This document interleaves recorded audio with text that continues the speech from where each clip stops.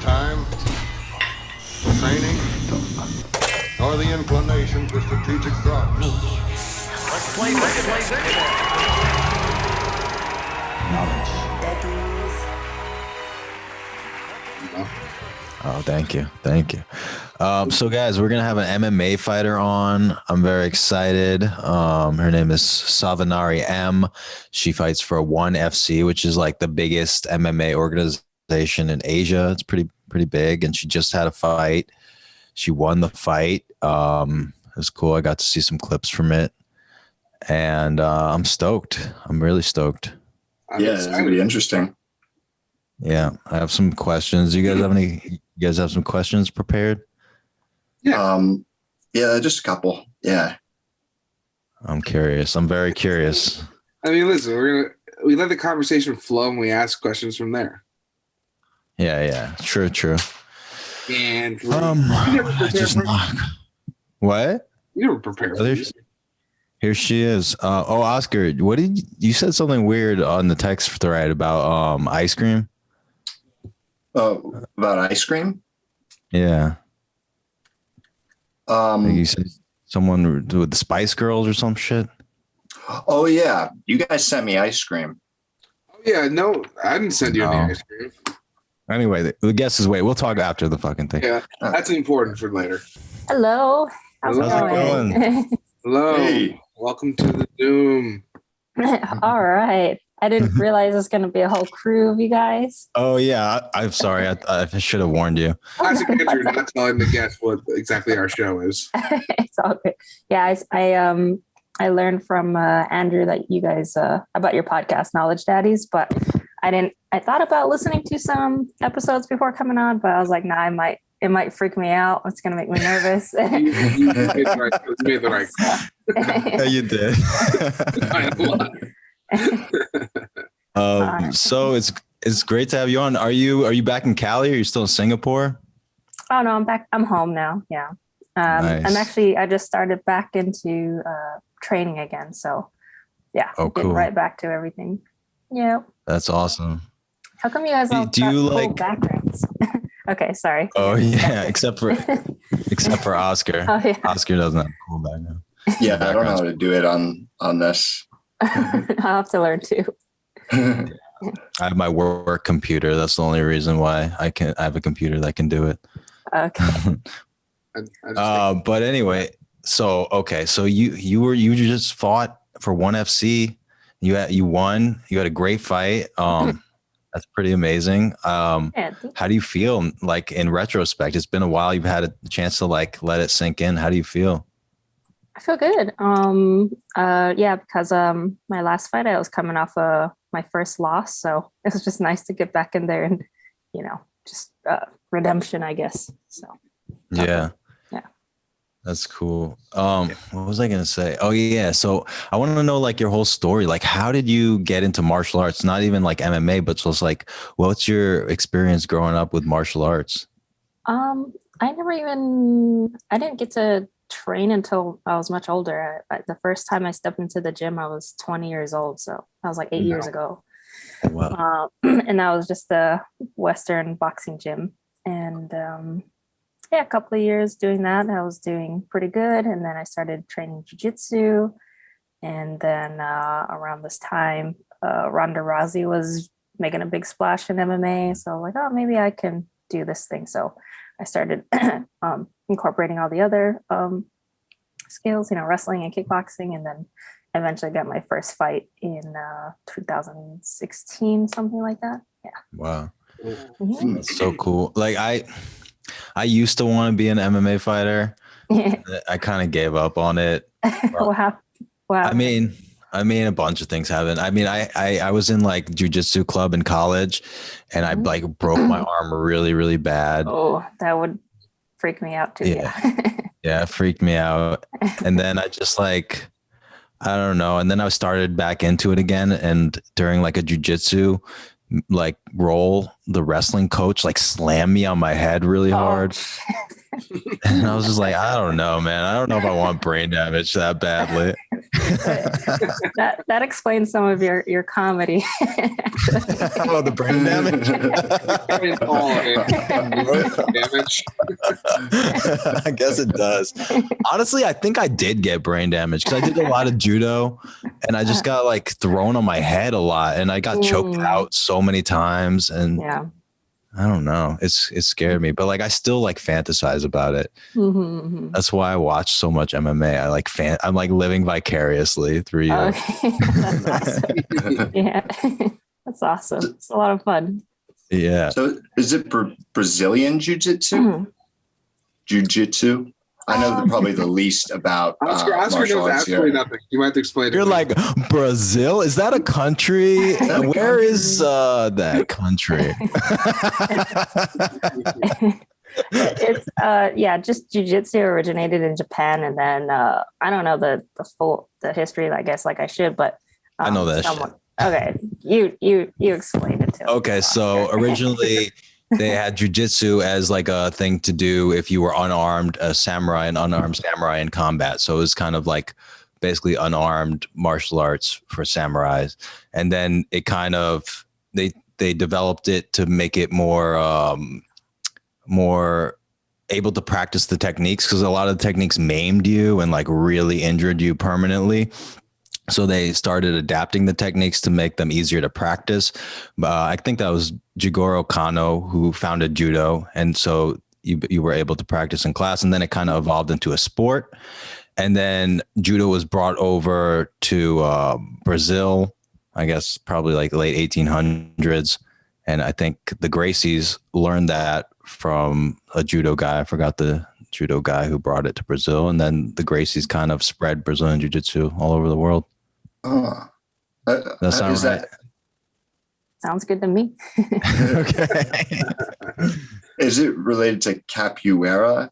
Have you messed around with capoeira, or is it completely different? No, that's like a rat that's in the Amazon, the capoeira. Yeah. That's Capoeira. It's a different. Capoeira. It's a different art. I had a chance to try it, but it looks like fun. Yeah.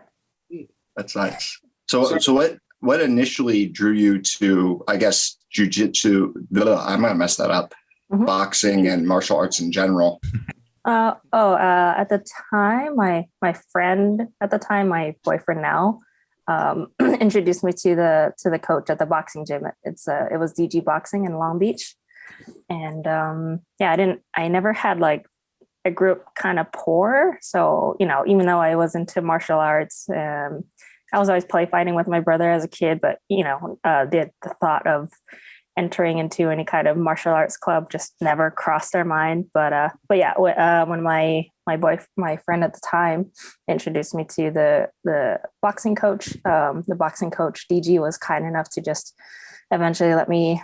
Well, actually, he was kind enough to let me train there for free and always hooked me up with gear. And that's how. And then and same thing with the jiu-jitsu. I didn't pay to go to a club or anything. I kind of like Andrew, I was training at Cal State Long Beach, Brazilian Jiu-Jitsu club. Oh wow! Yeah. So how is the jump then from just training kind of on your own into actually getting involved in the actual fights? Is it just like you're like an open sign up, like, hey, come for your first? Kind of, especially at the lower levels, yeah, because I knew a guy who fought in a smaller organization, which is the very first organization that I began in, which is a Gladiator Challenge. I don't know if you guys have heard of that, but big, just small organization that they set it up on an Indian reservation. So yeah, pretty much anyone that wants to try it can go, and that's how I began my career. Yeah, most people begin with an amateur career, but I decided to just go right into it with just jumping right into my professional career. And so what did that feel like your first fight? Like what did you have a lot of nerves? Like, how did you deal with that? Initially, I think just because I was kind of naive, I'd never been hit hard or anything, and I've always just been into like just extreme sports. I was always like a big tomboy. So I was like, oh, this shit's just really cool. You know, like I was in the locker room and guys were coming in all sweaty and bloodied, or people were like really nervous. And I was just, man, this is so badass. And yeah, so my first couple of fights, I was totally fine, just having a blast. And also my fights didn't really last long. It always ended in the first round with I would win by KO or TKO. So I didn't really get the full, you know, like my last fight that just happened, that was like the longest like total time that I've had for my entire career, basically. So added up. You were on Francis Ngannou mode. Yeah, exactly. That's what's up. Yeah. I was going for the Khabib, like the woman Khabib style. So Nice. yeah, I don't know. Khabib fan? Yeah. I just started becoming an MMA fan actually, but yeah, I was studying Khabib a lot. Sorry, I get nervous for podcasts and then my glasses fog up because I'm sweaty. Absolutely don't be nervous about this podcast. Yeah. I'm nervous. I've never actually, I mean, I met Uriah Hall once for a quick second, but I've never talked to like an actual MMA fighter. Oh, cool. Yeah. Because I'm like such a huge fan. I see. Yeah. And you must be also, because like you starting off your career, going right into the professional sort of circuit. Mm-hmm. You must have shown a lot of talent and just ability. And I guess were there people that like encouraged you to make that jump, even though you haven't fought in the amateur ring? Yeah. I had some conversations about it with some people that have more experience in this whole game than I do, and we were kind of just weighing the pros and cons of going into an amateur league versus going right into pro. And we decided, you know, it's kind of, we decided that, like, I guess amateur, you're kind of taking similar damage and might as well just spend that time in a lower league organization to learn, learn and grow, but at a lower level while building a record at the same time. So that was kind of the thought process. Yeah. Do you watch like other organizations that also have like a bantamweight female division, and do you like scout your potential future competition, or are you just kind of just like, I just want to learn my skills and like pay attention to my next match? Before I was more like the latter, but now I am better about studying my opponents. I would try to watch MMA maybe like a couple of years ago, try to watch MMA and try to study, but I didn't realize it then, but I just didn't understand the sport. It's very more complex, whereas I feel like boxing is a little more straightforward. Jiu-jitsu even, no, not really, but I just didn't understand the sport. And now I'm kind of finally understanding, the athlete's goals and what's happening. So now it's actually more enjoyable. And yeah, actually a few years ago, I was invited to go to a TUF audition, which is the Ultimate Fighter. So that was another opportunity to kind of like scout out my, cause I'm in the flyweight division, just kind of scout out what the competition is like out there. But yeah, I'm always studying. Whenever there's women fighting, I'm always trying to check it out and see, kind of figure out how I'd match up with them. Nice. So like what has your skill development been like? Like when you first started going to that boxing gym, like I guess you probably had to learn like jab and cross and all that stuff, and like how to hit mitts and how to even just like jump rope and all that stuff. Like, but then like once MMA is so broad, like you're learning 4 different disciplines at once and having to apply them with like consequences. Yeah. So it's just like, do you still like feel your boxing was progressing steadily throughout the whole time? Or is there times where you feel like, oh, the boxing actually got worse? And then you have to go back and like. I just realized that I had to, there were some things that you can get away with in boxing that you cannot get away with in MMA.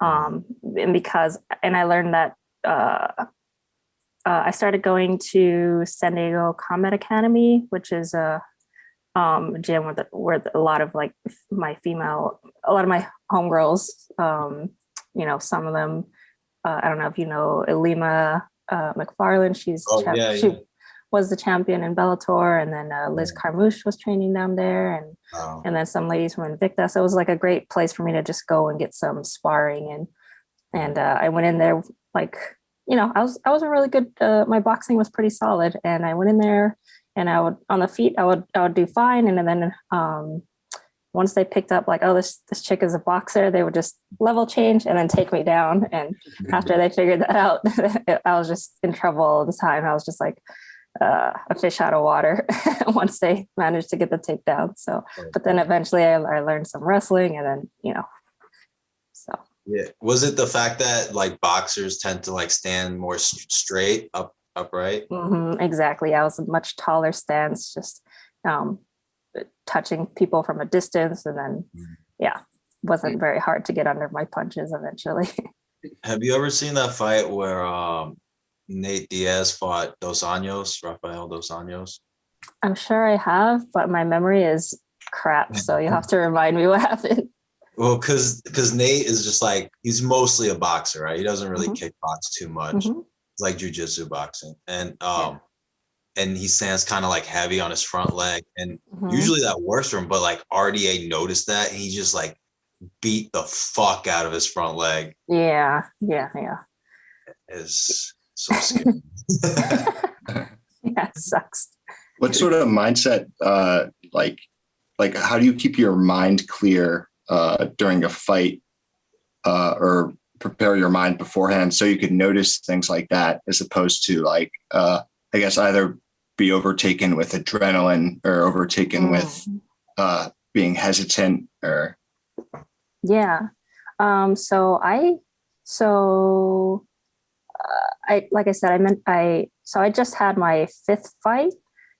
So not that much under my belt, and the fight prior to the one I just had, like I mentioned, it was my first loss, and that was the first time I ever had to deal with anxiety and nerves. Usually I'm just going there, I'm pumped and excited, and usually the fight doesn't last long enough to where I have to really think too much, or like the fights were always ending in the first round. And this one, I was in the back getting my hands wrapped and just totally nervous, totally out of my, just so weird. And sure enough, I go in there, I'm panicking, my heart's racing, and I get caught in a guillotine. And it's something I prepared for, and I wasn't able to think my way out of it. And I lost. And so since then, I decided like I need the biggest problem I had in this fight was keeping my mind right and keeping this. It was like you always hear like in fighting, it's as mental as it is physical. And I was just experiencing that I was just understanding that concept for the first time. So I was like, I was totally freaked out. So I started talking with the sports psychologist and just doing everything I can. I knew there were a lot of mistakes during the camp. And, I think the first few fights, winning by knockout all the time, and people saying like, oh, you're just going to knock these ladies out, and just letting all of these things get in my head. And so maybe I wasn't training as hard. And so, all these things, like if you're not training as hard, you're not going to feel as confident. And that didn't help in that camp either. And I was just doing everything I can after that to cover all my bases. So, and then during 2020, I had nothing but time to work on these things. I felt like I did a much better. I was way more focused and calm leading into the fight I just had in January. I realized I don't know, for whatever reason in the last camp, I was reading Ronda Rousey's biography actually. So I was like, man, she's so tough and intense all the time. I'm not like that. Maybe I'm not meant to be an MMA fighter because I'm not like this crazy woman. And so I was like getting all amped up in the back room, and I just realized like this isn't me. I didn't realize it at the moment, but at the time afterwards, I was like, yeah, that just wasn't me. And that's why I was like so stressed and anxious, like, because that's just not how I'm made. I need to be calm and happy and leveled. So I this time, as I was getting my hands wrapped in the back, I made sure I had a playlist these videos on Instagram. There's this page I follow called We Puppies. And it's just it's just a bunch of tiny little puppies being really cute and clumsy and like really goofy music in the background. So yeah, I was getting my hands wrapped and like watching We Puppies just to kind of, They need to nice. make like a Rocky like montage of you training, just interspliced with puppies. That would be so awesome. That would be perfect. That's amazing. You said you worked with a sports psychologist after your loss. What was that like? 'Cause I'm always curious when like athletes, like that, just the mental game itself, how it can just really mess with your mojo, I guess. Mm-hmm. He kind of just, how do I explain it? So I'd go on these calls with him and I would express to him my concern, like, I'm afraid of getting hit. And he would just, I don't remember. I don't know. He would just kind of emphasize things like focus,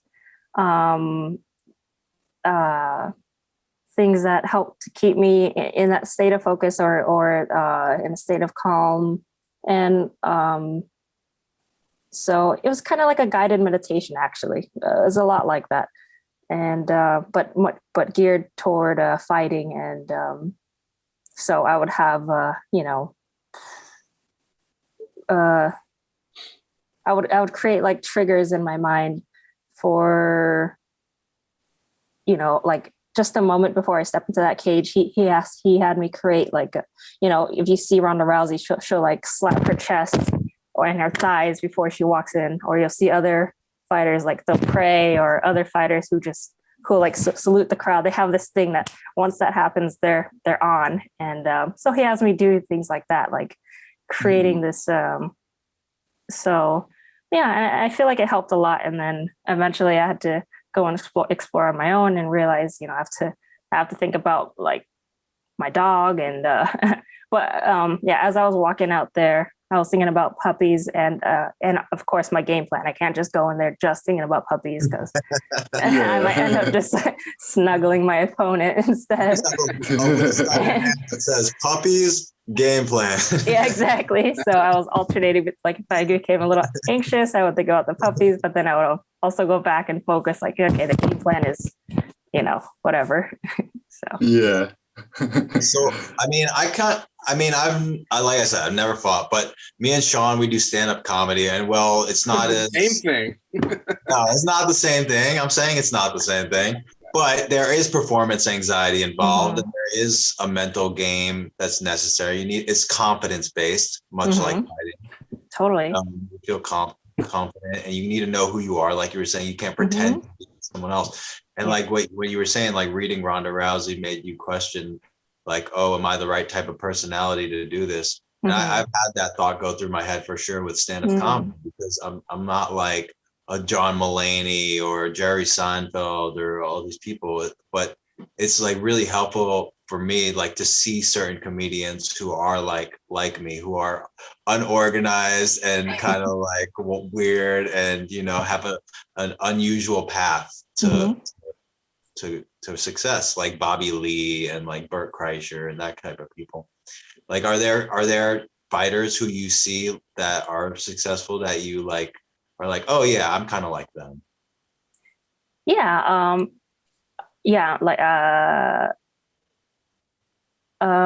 Like a big one in the after my first loss, actually, was George St. Pierre, because he was someone that dealt a lot with fear and anxiety. So I was like, okay, I've seen all the great things he's accomplished with these things. So it's not a handicap. You just we just deal with it. And so things like that. And then who else? He's obviously like such a very nice person. Yeah, totally. So GSP is a big one. I think he's so you can see. Nice. Oh yeah. yeah. But he's a big one. And then lately I've been following like fighters like Amanda Ribas, who's just like super happy and sweet and easygoing. And then who else fought recently? Alexa Grasso. Just, these kind of just not necessarily the intense, crazy kind of like psycho edgy people, but more like the happy, laid back. Those are the kind of people I'm attracted to. Yeah. Like Sam Alvey even is kind of like that. What's her name? The Happy Warrior. Oh my gosh, why am I blanking? I'm blanking too. I know her. Oh, wow. Roxanne. Yes, thank you. Yeah, she's awesome. And your nickname fits that though, right? It's the Savage Buddha. Is that what your nickname is? Yeah, sometimes initially it was the Savage Buddha, but then since I started fighting for one championship, which is an Asian organization, figured it's might be kind of weird to go in there as with a Buddha in my name. So so now I'm the Sweet Savage. So okay, kind of works the same. Yeah. Nice. Yeah, there's a nice ring to it. Yeah. Yeah. So what did your family and friends think when you're making this transformation and becoming like just like a real like fighting machine? Yeah, any funny sort of reactions to that, or was like how much did you impress them with your ability? Mainly that. I mean, it was initially, I think it was a big surprise for a lot of people because I'm people who know me, I'm very shy and quiet and kind of like to stay under the radar. And but ultimately my family's been super supportive and just excited. And I feel like it's brought me a lot closer to some family that I hadn't seen in a while. My mom, she's being a mom, she's scared out of her. My mom and my boyfriend are the most nervous ones when it comes to watching me. So I feel bad for them, but yeah, for the most part, everyone's extremely supportive and just love having someone, because no one in my family's done anything like this before. So it's kind of cool for them to have this experience with me, I guess. Yeah. That's so cool. Yeah. That's great. That's so important. So you also are like an artist too, right? Yeah. You is it drawing? Do you paint as well? So ever since I was a kid, I was always like sketching, and always since just that was always a big part. But then I never thought that I could make a career out of drawing or anything. If I had known, I probably would have gone that route and gone to school and really focused on that and gotten better. But yeah, I'm pretty much self-taught. But right now I do a lot of like digital work, I work in Photoshop with a tablet, and I do like stuff for myself or otherwise for friends, and every now and then I'll do commissions. But I should have wrote it down. But what's your website, your art website? It's just it's my name. It's SovannahM.com. Yeah, very easy. Yeah, I saw what you posted recently on Instagram. That was really cool. Thank you. Yeah, I got some good stuff in there. So do you like try to, because I mean, personally, my favorite fighters are like creative in the ring. Like I love the Bruce Lee style of martial arts where it's like I'm expressing myself. Like, I love Anderson Silva, and I love like people who go for things that are like really interesting. Do you try to make it an expression too when you're fighting, or is it just like I just need to do my thing? Right now, I think because I'm so green, my coach is like, don't do anything stupid right now. So as much as I would love to try, I think I'm getting to a point where I eventually will be able to open up. But right now I'm just like focusing, just nothing really pretty at the moment. Like if you saw my last fight, just kind of grindy, just technical. There's a very clear game plan, but again, not the prettiest thing. If you're like just an average fight fan, you'll be like, this chick is fucking boring. But yeah, if you can kind of appreciate tactics, then you can kind of see what I'm going for at the moment. But I think not too far from now, I'm at a point, I'm feeling really good about where my game is at right now. So I think not too far from now, I'll be able to open up. Because like I said, all my fights have been just like first round. This is the first time that my fight went to round 2. So still super green. Yeah. But, are there like fun things you practice in the gym that you're like, I'm probably not going to use this for a while, if ever? For sure. Yeah. My coach is very thorough. So we have our solid plan A, B, and C. And then we have like the last ditch D, E, F, G. Just like when these won't be our first option, but like if it's like the last minute of the third round or last minute of any round or whatever, just fire this off. And so yeah, I have some of those things, and I have some like sneaky looking. I like the Andersons. I think it was Anderson Silva who would do like a left hook into a. Yeah. I haven't got to try that yet, but it seems to work nicely. And I mean, I don't hit anyone with it, but I show it, and it's like, oh, that would have landed. So I've been seeing stuff people like that. do that like a little more recently in fights. Yeah. It's coming back. Like it's coming back. It's sneaky. Yeah. I think someone threw it in the fight Saturday a couple times in their fight. I forgot who. Maybe it was Ricky Simone. I think he threw it a couple times. Okay, I missed the prelims. I don't know if that was a prelim. Yeah. No, I think it was on the main. Oh. I don't know. But yeah, there's some cool moves out there. Like I love just seeing new, like there's something so exciting about seeing something you've never seen before. Like that's why I love like Uriah Hall, because he just throws, because he talks about, I like learned from Tekken. I used to practice all these moves from Tekken. That's awesome.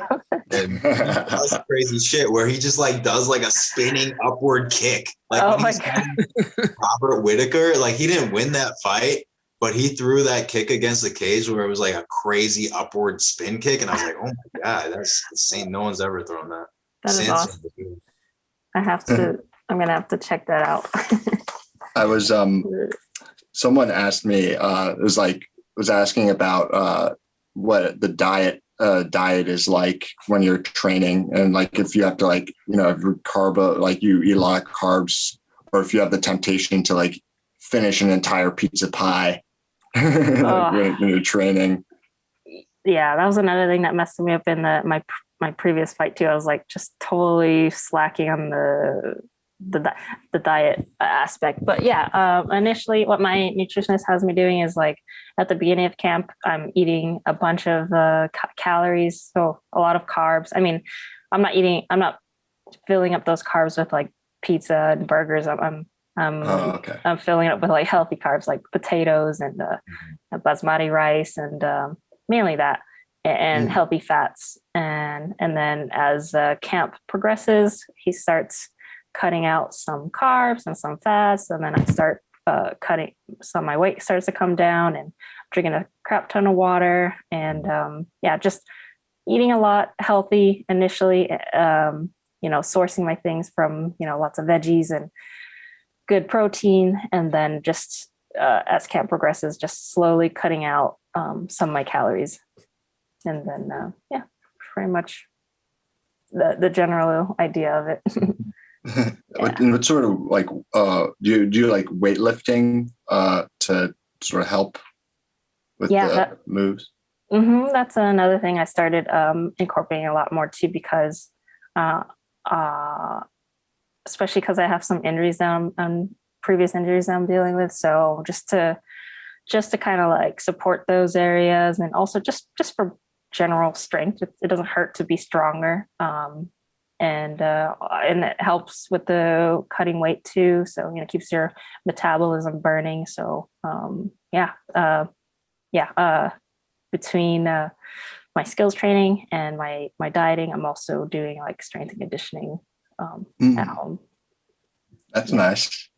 Yeah. That's nice. That's nice. You mentioned injuries. What injuries did you get? Have you gotten? Anything serious? Well, I Stop mean, trying to give her secrets away to the. Oh, yeah. Okay, maybe I shouldn't ask that. Serious enough that it during training it'll just like flare up again, or like things will pop out again, and then I'll be out for a few weeks. That kind of thing. Like I can day to day I'm not in pain or anything, but like I have to be careful in training with those certain areas. So yeah, it's just never going to be the same. I just have to be extra careful. That's all. Mm. Yeah. I used to, when I was like 16, because I used to watch like the early UFC with my buddy, and we used to like just grapple on like hardwood basketball floors and playgrounds, and just my neck and shoulders got so messed Oh, up. I bet. Jesus. Yeah.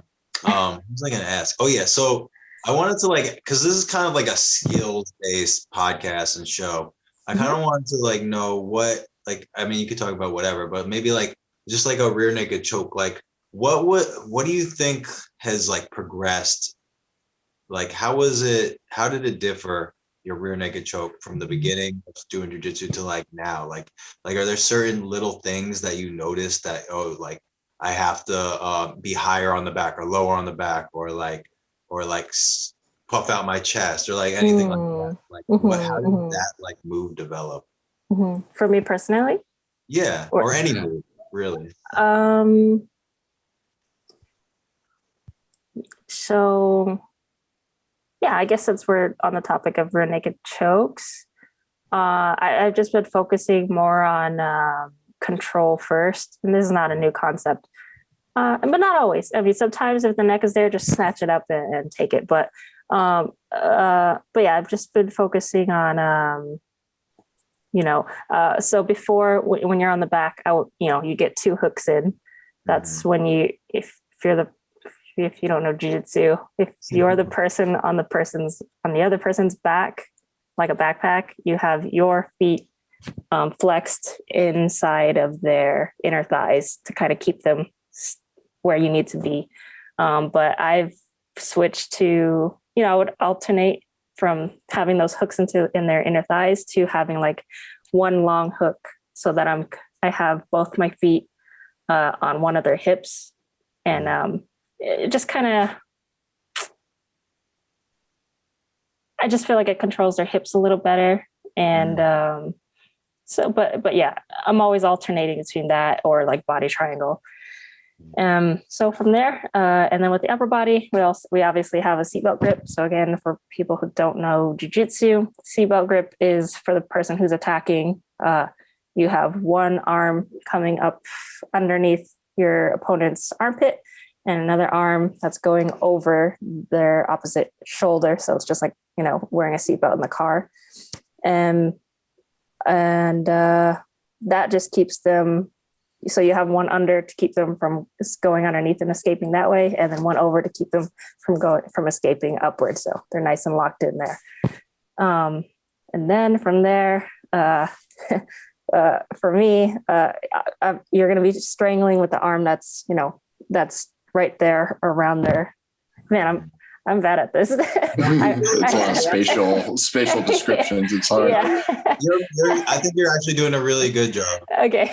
Yeah. So with the arm that's over, that's going to be your strangle arm, because it's right there at their neck already. So as long as their arms are out of usually they're going to be fighting this arm because that's their most dangerous arm. So as long as you can clear their hands, and there's different ways to do that. Kind of hard to articulate without a buddy, but in any case, if you can clear their arms, either by trapping with your legs or trapping with your other arm, you can slide your forearm under the throat and under the chin ideally, and the idea is to cut off both your opponent's carotid arteries. So with this side of my arm, I'm cutting off this side of their carotid, and then with my bicep cutting off their other carotid. And then at that point, we're locking it up with our bigger foregrip, and that's where we apply the strangle. So Wow. That was a great breakdown. I'm always, because I've never used like MMA gloves. I'm always so impressed when people get the choke and you see how big the gloves are and you can't really get it behind the head. Like, what's that like? It feels really clumsy, actually. That's why when I train jujitsu, I often wear my gloves kind of just to get used to that. But yeah, for MMA, it's gonna be really hard to get that other arm behind the head. Yeah, that's another thing. I don't remember. I always forget whether I have this palm facing their head or the knuckles facing. So I think it's knuckles. Okay. Yeah. Yeah. But yeah, sometimes they're gonna catch this arm and start pulling your grips down. So what I like to do is switch to a gable grip right away and then finish the choke that way. That's more for an MMA context, just because the gloves tend to get in the way and slow things down. Yeah. You see, like Demi and Maya, like a lot of times when he finishes people with a rear naked choke, it's just like a crank more than a choke. Yeah. It's like squeezing so hard. Yeah. That sucks. Yep. That's another way to do it too. Just don't even bother for the strangle. Just crush their skull. Oh man. Sean and I grappled last summer, and he's got about, I don't know, 100, 150 pounds on me. 100. He's got 600-700 pounds on me. Yeah, enough. He shouldn't be, fighting in general, but yeah. But we were at like his local beach, and all the kids were watching us, and Sean just tossed me off this platform into the water like 8 feet. And I'm like, do it again, get hurt again, mister. We love that. Yeah. I used to be an all-state wrestler back. Really? Yeah, and then I retired from the life. It turns out I tried transitioning too, also into like more combat stuff. Then I got hit in the face one time, and I'm like, I'm never doing this again. I like hitting people. I don't like getting hit. Yeah, it sucks. It really does. Yeah. When I was 18, I went to Thailand with the idea that I was gonna like fight Muay Thai, and I went to this gym in Chiang Mai, and they were like, "Yeah, you fight basically after 2 weeks training," and then we started sparring, and I was sparring my friend, and I was doing okay, and I was like hitting him, and then I just kind of like. I don't know if I was scared and I was rationalizing it, but like I just remember thinking like, I don't like hitting somebody, and then I don't know if I want to put myself in a position where like I have to hit someone. It's like not a choice anymore. So I don't know. I'm basically just a scaredy cat. I think that's basically what it came down to. Yeah, it's hard. It took me forever. Like I just started probably this year getting comfortable with hitting my training partner because. I watched old footage just like a couple of years ago before COVID footage of me sparring, and it's just so painful to watch because I'm just too nice. I'm like pulling my punches all the time, and then because my partners are not threatened by my strikes, they're just whooping my ass. So I'm not really able to. Sparring is a time for you to troubleshoot things and see what works and what doesn't. But if you're not throwing punches and, you're not able to sell feints that way. And if you're just pulling punches. So now I'm like, okay, now I'm kind of excited to hit my trick. I mean, I'm not like clobbering people, but just kind of cool to see what works and get reactions out of people and then capitalize on it, that kind of thing. So. Yeah, for sure. Yeah. Do you know like how long to your next fight? I'm not supposed to make any official announcements yet, but I can tell you that I am back training regularly. I mean, I hurt my neck last week on Wednesday, so I've actually been just at home. It's getting a lot better. Like I can move it now, but hopefully in a couple of days I'll be back. But yeah, I'm back. Ideally, I'm back training regularly again. That's awesome. That's so exciting. Yeah. Yeah. It's like I see like over pandemic, you saw all those fighters in the UFC who like fought a ton of times, Mm-hmm. Yeah. just like made leaps and bounds in their career. Like you could Yeah. tell they're the new fan favorites all of a sudden. For sure. For sure. Yeah. I could totally see that happening with you. You know, like I could Oh, tell when they see it pushing you because they see a lot of potential in you. oh, thank you. I appreciate that. I was gonna ask, you got your next fight lined up. It seems like wink, wink, not. But where would you like to go? Where would you like to go? I mean, just keep moving up and getting a title shot one day. I mean, I guess it's kind of the generic answer, but Well, actually, yeah, good that, yeah, like that's most people's goals. Initially, when I started with this organization, I was like, man, this is just a great opportunity for me to travel, and it's like based in Southeast Asia. I've never been to Cambodia, which is where my parents came from, and I was born in the U.S. and I kind of like became disconnected from my Cambodian roots and the culture and all that.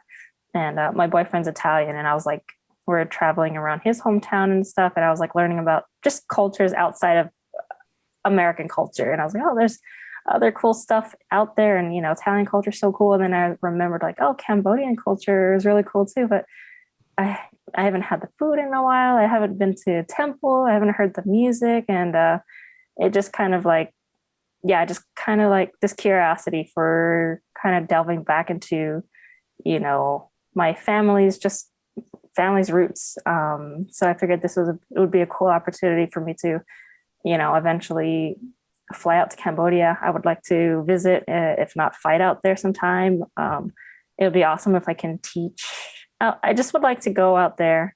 I'm finally learning the language back, and since fighting for one, I've gained like a bunch of Cambodian followers. So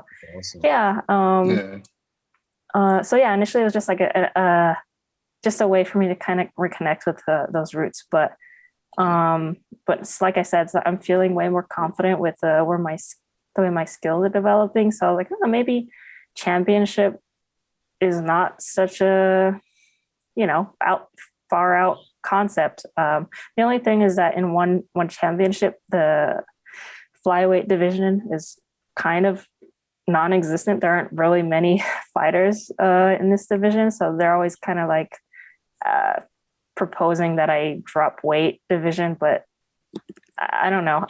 I mean, nothing's impossible. I'm sure I can do it, but I just feel healthier and stronger at fighting at the weight I am. But who knows? I don't know yet. But I feel like dropping weight divisions is scary just because it's like I feel like people get knocked out way easier when they cut a lot of weight.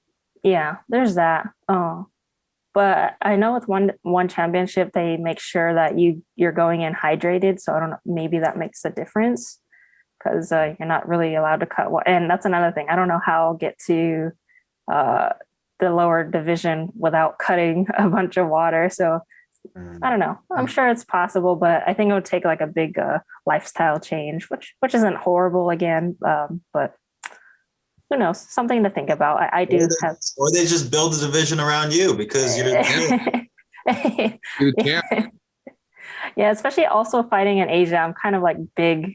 I'm kind of a big woman compared to, so. But yeah, I mean, I can totally see them building a division around you. I mean, they're pushing you, and why not? That would be awesome. Yeah. Yeah. Well, we'll see. We'll see where it goes. So, especially after the next fight. Yeah. All right. Well, this was awesome. This was so. Thank you so much. Yeah, thank you. Really cool. Yeah, I'm glad. Thank you guys for having me on. Now I can finally go and listen to your guys' podcast.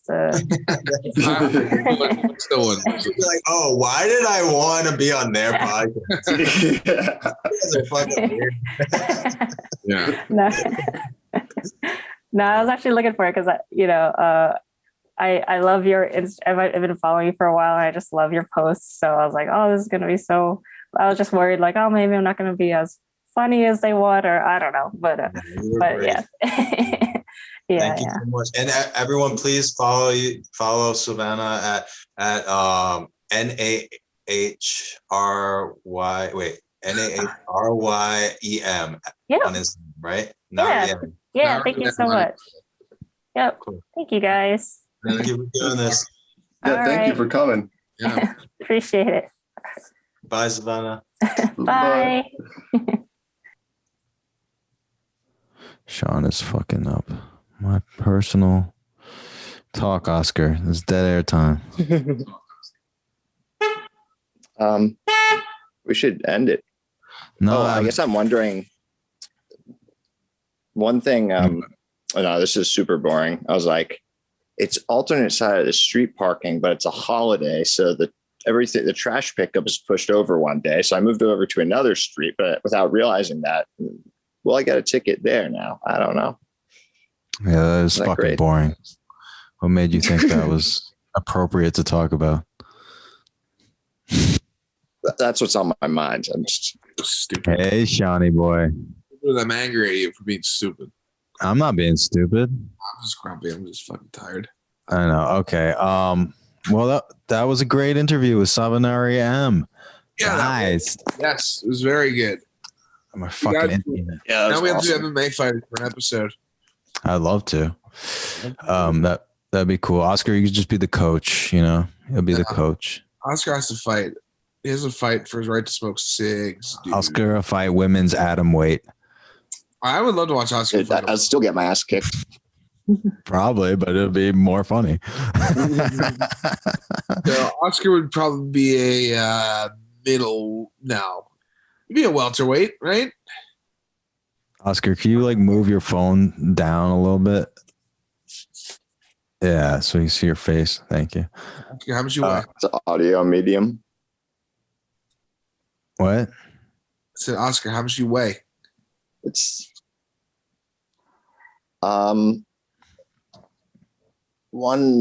160s, I think. I don't know. I haven't weighed myself in a really long time. There's no way you weigh the same amount as me. I could see it. You're a little denser, but you're way shorter. Not weight. I'm like But you have 3 inches. muscles. I'm like 2.5 inches shorter. You're just very short. I'm 5'7" and You a have half. muscles. No, I'm saying though, Oscar's is significantly taller than you. He's what, 5'10", 11, maybe? Like 6 foot. No way. I'm 5'11" and 3/4, but I like to say I'm 6 foot. You're really 6. I didn't know you were. I had no idea you were that close to 6 foot. He's a lot lengthier, and you're a lot, dense. Denser. No, that makes sense. Then. Yeah, I also have no muscle too. All right. so. This is not how I wanted to end this All fucking. right, how do you want to end this? All right. Well, first of all, I wanted to thank Sovannahry, or whatever. Okay, let's start again. Let's pretend we're just coming back. You're editing this week, so I don't care. Yeah. Guys, do you guys want to try MMA now? No. Well, no, I do want to. I'm a coward, so I've been wanting to get into jiu-jitsu, but I don't want to ever fight anybody. Well, you could be the mat.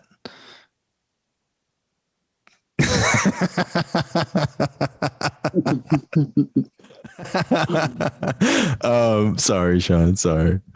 That's fine. I'm gonna fight you first. If you can catch me with your bad back and your slipping tendencies. Okay, yeah. Listen, I'm gonna heal up real good, and I'm gonna come at you like I'm down 13 pounds for the last 2 weeks. I gotta get down another 45. I'll be at fighting weight, and then I'm gonna kick your fucking ass. Why don't you get to my weight class and then we'll talk? I think I would really have to cut off my legs to get down to your weight class. Maybe. I literally don't have enough body fat to get down to 150. I'm like walking around at 160, 165 these Like days. the lowest I think I'll be able to get with my muscle mass is like 240. Really? Damn. I'm fucking yoked. People don't realize that. I'm fucking. I was able to get back up to 3 plates again the other day. My bench is back. That's nice. Yeah. Sean, what did you do for love how Valentine's Day? What? Oh, sorry. What's No, that? I was what were gonna you say, I saying? love how even tempered she was, Yeah. and how sweet she was. It's like that took me by a surprise. I was kind of Yeah. when I was thinking about the personality. Yeah, the people who like my comedy are cool. What can I say, man? You liked your comedy. She said that. She said she likes my videos. No, I don't think that's true. She said that she likes some of my posts. What are you talking about? She comments on them. She comments. She's cool. She likes me. People have good taste. You know, you guys just don't understand how funny I am and how talented I am. Those are words people would definitely not use to describe you. That's not true. What's the first adjective you can use? Oh, that's it. What's the first word people use to describe you? Godly. I would say autistic. Godtistic. Autistic. Yeah. Oscars is easy. It's sexy. Yeah. Wait till you see the pictures I have of Oscar though. That I showed Frankie these pictures of us playing at the pizza place, playing jazz, and she's like, "Oh, that doesn't look like Oscar at all. It doesn't look like him at all." Oh, no, I'm Oscar. When was that? Oh, that was when. Oh, yeah. Ultrasphere. Me, you, Danny, and Alan. Yeah, that was when. And I'm playing upright bass. That's when I was boozing. Sean, Oscar, what do you think are a word that people use to describe Sean?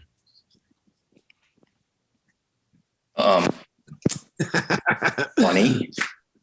Hey, that's nice. That's very nice. Good for you. I can't. You're putting me on the spot. I mean, that's what entertaining people is all about. There's a spot, and you're on it, and people are watching it. Yeah, you have to be good. We're on. I'm new to this. You and I are both on Chrissy's wet spot tonight. We were on. Me and Sean went on Chrissy's wet spot, Chrissy Mayer's wet spot. So check that out. Sexual stories. Also, check out. Yeah, we're launching this pretty soon in like less a week, 10 days, right? 10 days of Runays. And then we're gonna live stream it with what's the name of this place? Movers. And we need to know the website name. Let Frank in. He'll know it. I'll let him in and he'll tell us. So subscribe to the YouTube channel. Just Google Knowledge Daddies. 208. I want to get to 300 before the first episode. All right, we can do that. I'm just kind of a little leery to keep asking people to do it, and we don't have anything. I want them to go on there and see the episode. You know? Yeah, I agree, but I'm just like if we just tell them hey, it's coming, they're gonna watch. 208 looks good, man. 208's good, but it could be better. It could be better, but I mean, I want to hustle once we get it launched. I'm gonna hustle back again. Let's end the podcast. So no, there's one other thing I wanted to talk to you. I wanted to talk about your Valentine's days. I jerked off. That was it. To what? To myself. To picture you in the mirror? No, I didn't even jerk off. I just watched a couple movies and that was it. What movie? I watched Judas and the Black Messiah. What is that? It just came out. It's new. It's about Fred Hampton and the Black Panther Party and how there was a bunch of moles inside them worked for the FBI and they set him up to be murdered. He got assassinated in his own bed by fucking Chicago police. Wow, that's crazy. Yeah, I also watched Taxi Driver.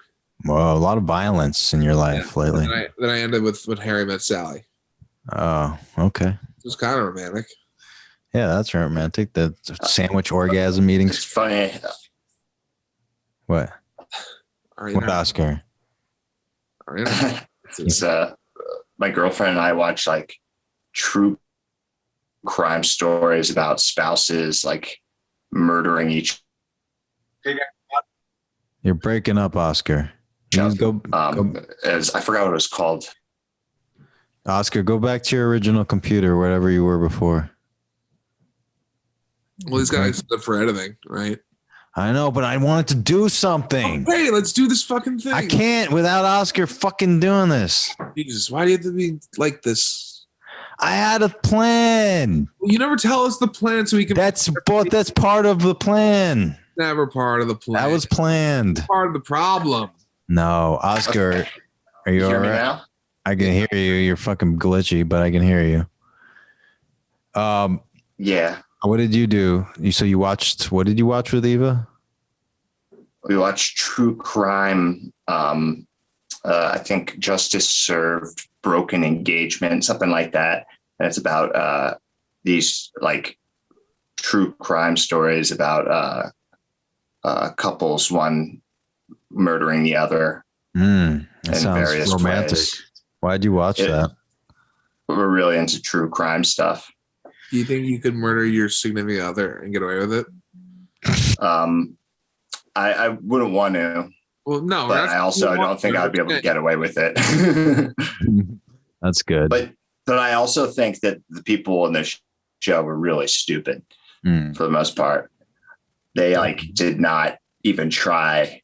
Like they like barely tried to cover up. I want to show you. I made a little movie of what I did during this Valentine's Day. I'm quitting Knowledge Daddies. No, I'm not showing you a porn. Okay. You show me you fucking Frankie, I'm out. I'm not showing you that. Right. And anyway, if I'll I join you, stitch, brother. Knowing you, there's a more than 0% chance of you showing us porn right now. no, if I showed you that, I would, you would enjoy it and you'd start jerking off immediately. No, we would not. I guarantee. Yeah, you would. No one's gonna like seeing your little buttocks. Oh my God, this is so dumb. Here we go. Okay, here it is. You see this? Sequence 14. Yeah. Wait. Okay. I can't hear anything. Are you supposed to be saying something? Andrew's sliding down a hill. Oh my God. Was that it? Give commentary. What's happening? He slid down a hill. He slid down a hill. And He then has he went snow all over one side of his face. He had a slight bump, and then he flew in the air for like 2 inches. And we went hiking. I can't believe you're showing us your fucking. This is awful. I don't want to fucking see. And when we had a nice food. This is literally. That's nice. I don't want to fucking care about you and your. What is that? That's like what? I can't even tell what that is. Is it mushroom? Andrew. I think he froze again. Oh, and there was. This is terrible. That looked nice. That looked like a nice day. So he went sledding, went on a hike. But what does this matter to anybody? He went. He had some mushrooms. You think this ends with the proposal? And No? it looks like my apartment building. It does look a little like your apartment building. What if you just went inside your apartment building and like jerked you off while you're sleeping?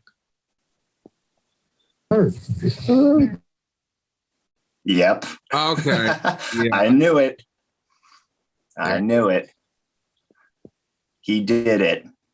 See, I can tell. I'll tell you why I know that he gave me that ice cream.